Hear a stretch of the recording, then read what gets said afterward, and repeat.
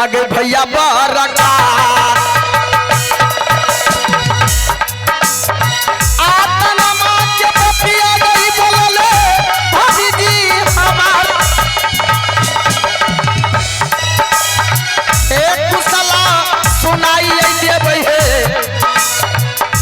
भैया बरका के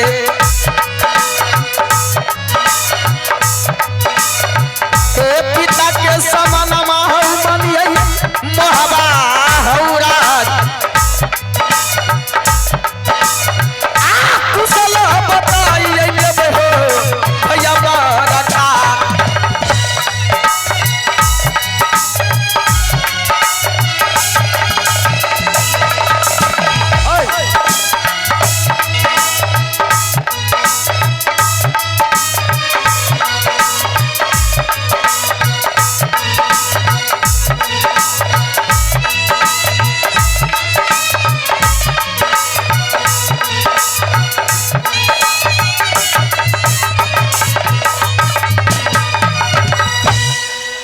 अब जगर सब लगा हो बंगला अब जगर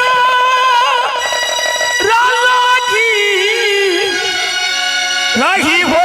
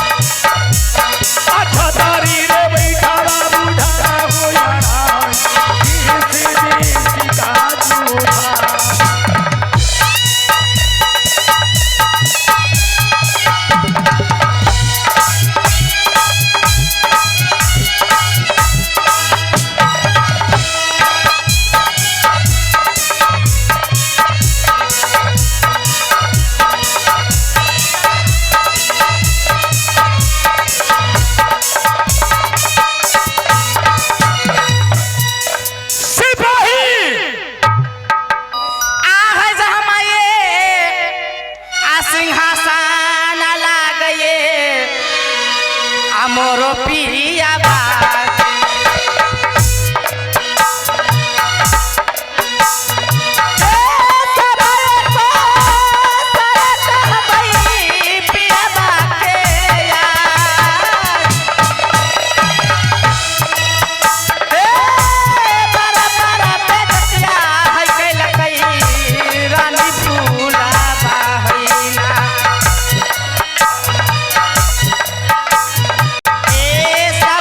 को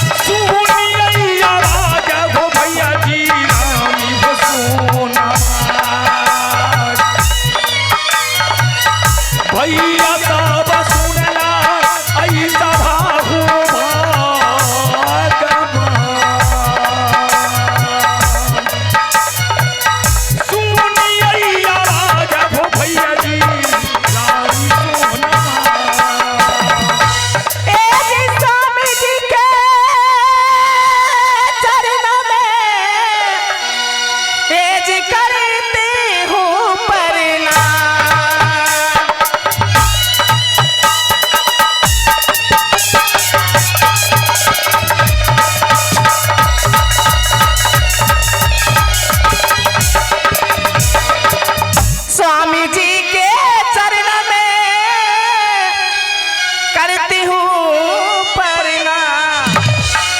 आज मन से दीजिए स्वामी, मैं सदा रहूं कल्याण।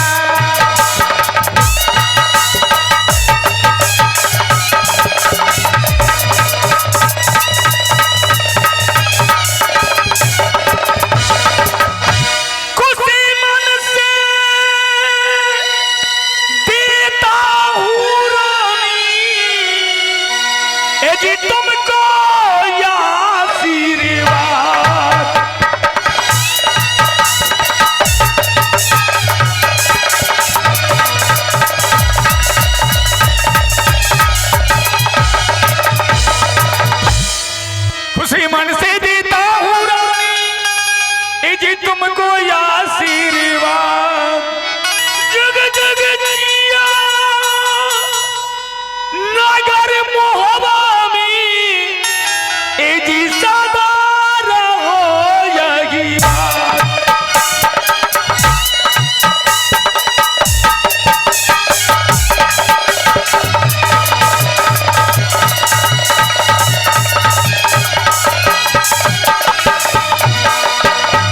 प्रणाम स्वामी जी। खुश रहो महारानी। ये बताओ आज रात दरबार आने का प्रयोजन क्या है? सुर्खी उड़ गई है चेहरे की, सुर्खी उड़ गई है चेहरे की, जरती गई बदन पर छाए उदासी क्यों हो रानी? बताओ महल का समाचार अच्छा है ना? महल का समाचार कुछ भी अच्छा नहीं है। क्यों? जी हाँ पतिदेव, बताइए पतिदेव, आपको इस राज में हक है या नहीं? हक? जी हाँ। क्या बोल रही हो? मैं आपसे यही पूछने के लिए आई हूँ। कुशला सुनावा हो दुल्हनिया रंगमा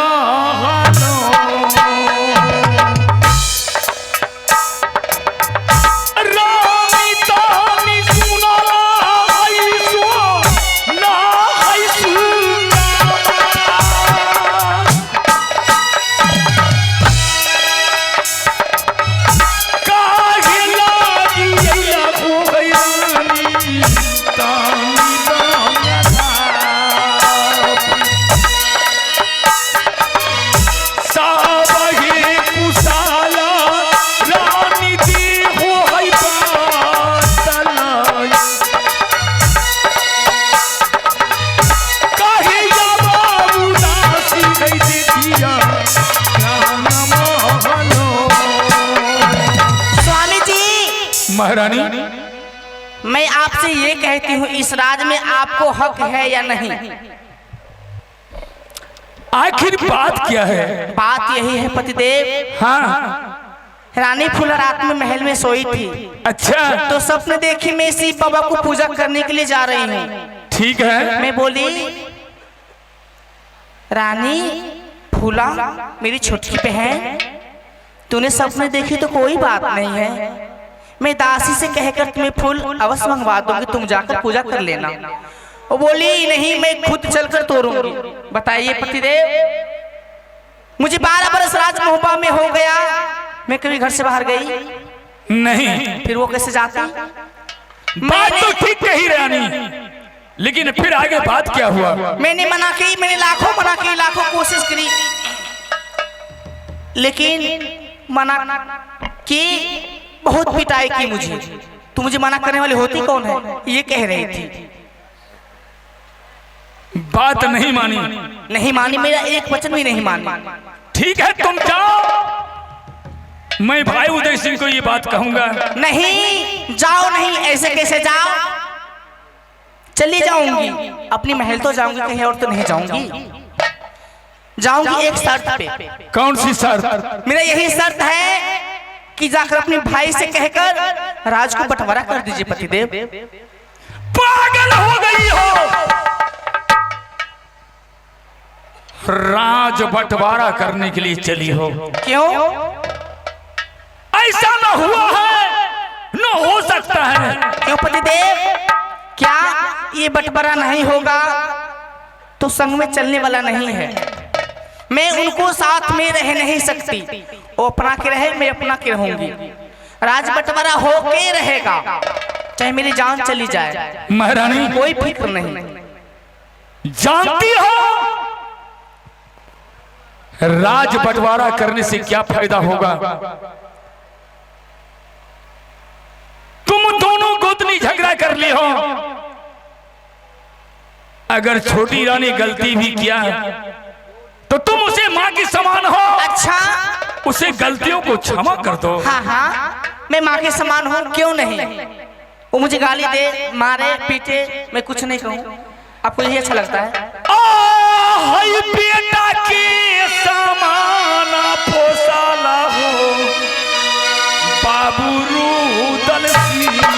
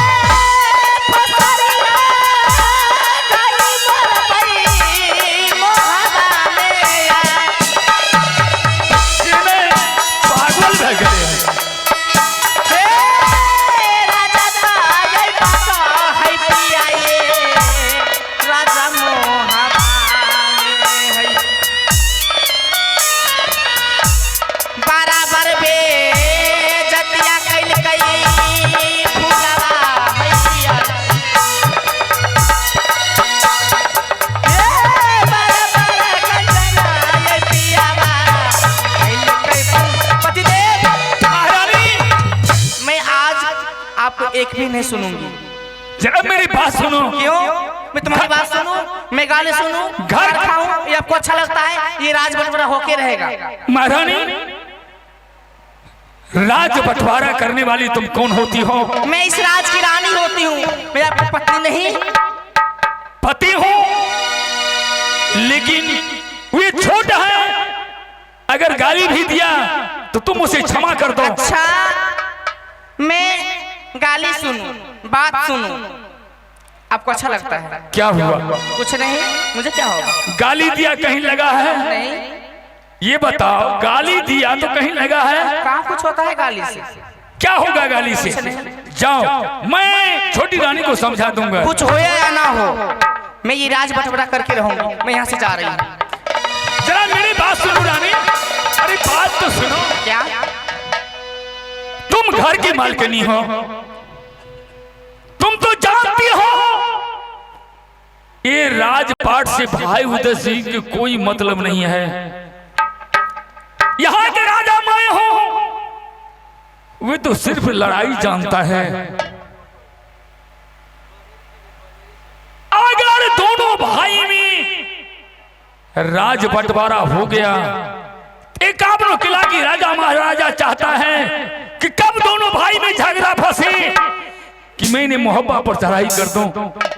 महारानी, जरा सोचो, अलग होने से क्या होगा? जाओ, रंग महल लौटकर चली जाओ। मैं जा रही हूँ, लेकिन राज बंटवारा होके रहेगा। फिर वही बात, चाहे कुछ भी हो जाए। ठीक है पतिदेव, अगर राज बंटवारा आप नहीं करते हैं, मैं अपनी मैके से ले जाऊंगा। मैके काहे के लिए जाइए? और मैके जाने के लिए चाहती हो? यदि मेरे बात को उल्लंघन किया तो तुम जा सकती हो। क्यों? मैं तुम्हारी बात को उल्लंघन नहीं करती। मैं अपनी राज की रानी बनूंगी और अपनी राज का राजा आप। मुझे उससे कोई मतलब नहीं। तो रानी मुझे कुछ नहीं तुम्हें लगता। रानी बनने से इनकार कौन किया है? तुम तो रानी ही हो, यहाँ का महारानी हो, घर के मालकिनी हो। छोटी रानी अभी नई आई है और मैंने भाई उदय सिंह से कहकर उसे समझा दूंगा। जाओ। हाँ हाँ समझा दीजिए, लेकिन आज बटवा तो होबे करेगा। मैं जा रहा हूँ। आहो सिंही न कनिया हो नेपाली का। मास्टर साहब अब राठोला घारा आई बारा हऊ दुल्हा बाबू मारा पर खैया गई के दाना हो खैया गई भारा ढाके हुआ बारा जादू की रानी रानी हो सोना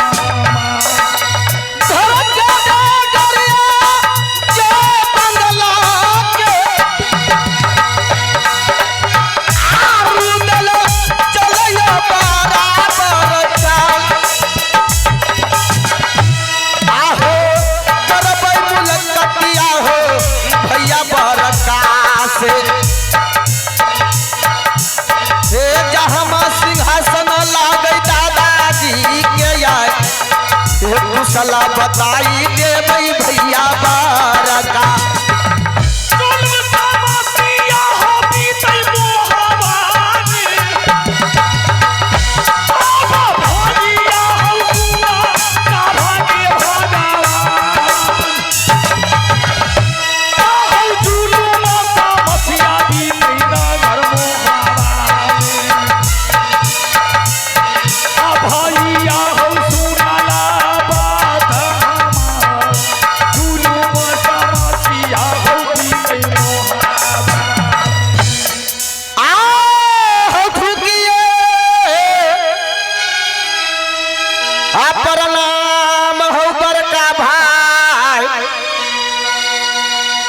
करियो चरना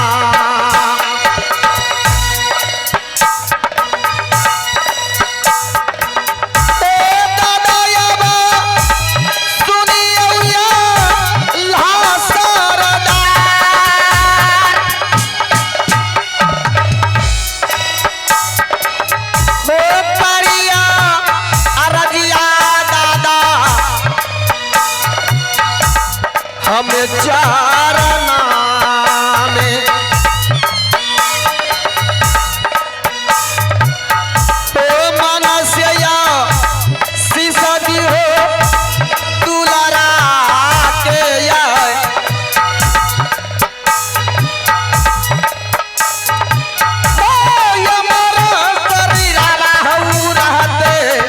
रुदल पाठवा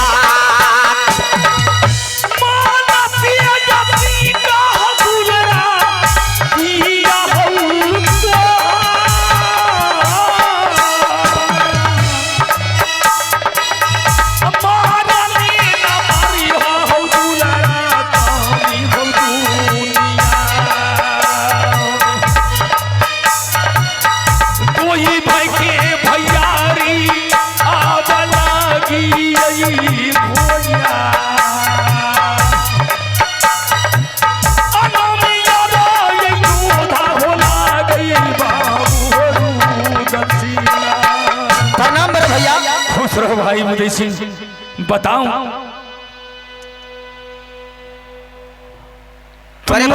बड़े भाई साहब कहो क्या आपके महल का क्या समाचार है?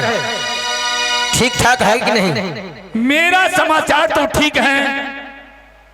रानी सोना बंगला पर आई थी और कह रही थी कि रानी फूला मुझे पिटाई की है। मैंने उसे समझाकर घर भेजा दिया हूं। अच्छा, और क्या बोली है? और कह रही है कि राज बंटवारा कर दीजिए। बड़े भाई साहब देखिए, जब मैंने अवतार लिया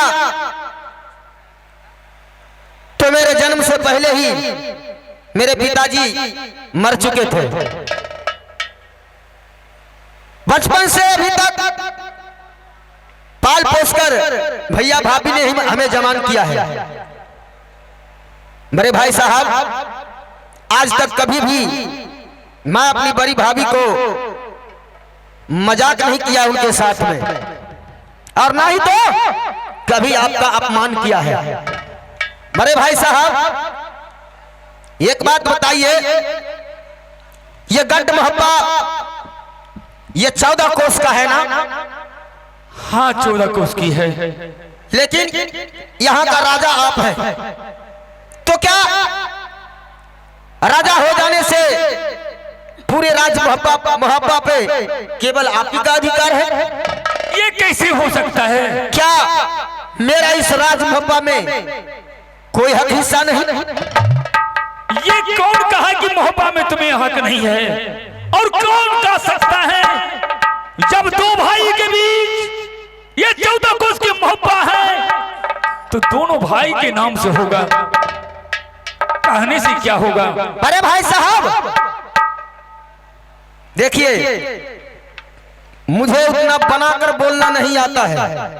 मैं जो भी कहता हूं डायरेक्ट क्लियर कहता हूं। बड़े भैया भाभी सोना ने आपसे शिकायत की कि महारानी फूला ने हमें पिटाई किया है। हाँ। लेकिन महारानी फूला ने शिकायत किया है कि बड़ी भाभी महारानी फूला को लातों की मार मारी है और ताना भरी बातें कही है। बड़े भैया इसी बात से महारानी फूला क्रोध में है। वो कह रही है कि मुझे इस राज का बंटवारा चाहिए, क्योंकि अब साथ में जिंदगी कटने वाला नहीं। मैंने समझाया भी तो बड़े भाई महारानी फूला कह रही है कि अगर इस राज का बंटवारा नहीं हुआ तो मैं जहर खाकर मर जाऊंगी। बड़े भैया अगर महारानी फूला ने अपना प्राण गंवा दिया तो भला मैं किसके सहारे रहूंगा? नहीं नहीं, ऐसा कीजिए आप इस राज को बांट भी दीजिए।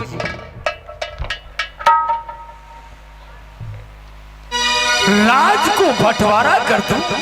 क्यों नहीं, राज को बंटवारा कीजिए। जो मेरा हिस्सा है मेरे हवाले कर दीजिए, जो आपका हिस्सा है आप अपने हवाले कर लीजिए।